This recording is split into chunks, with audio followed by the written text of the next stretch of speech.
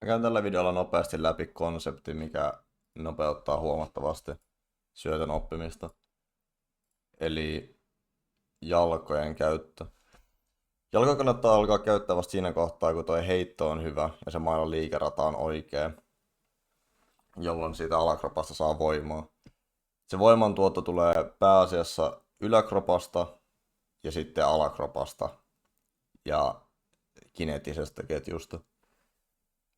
Mutta jos niitä jalkoja alkaa lisäämään ennen kuin se syöttö näyttää oikealta, niin se todennäköisesti sotkee sitä rytmiä. Ja se on tosi vaikea osua siihen palloon siinä kohdassa, kun pitäisi. Joten niin kauan, kunnes se ei onnistu se syöttö ilman jalkoja, niin kannattaa syöttää niin, että tämä etumainen jalka pysyy maassa. Että se ei liiku tuosta mihinkään. Keskittyy siihen, että saa rennosti se maila heilautettua oikealla tavalla ja käyttää vaan yläkroppaa. Tämä on niin siinä mielessä muuttuja eliminointia sillä tavalla, että pystyt keskittyä vain pariin asiaan. Eli siihen heittoon ja siihen lyöntiin ilman sitä hyppyä, koska se on todella vaikeaa sitten yrittää tehdä niitä molempia.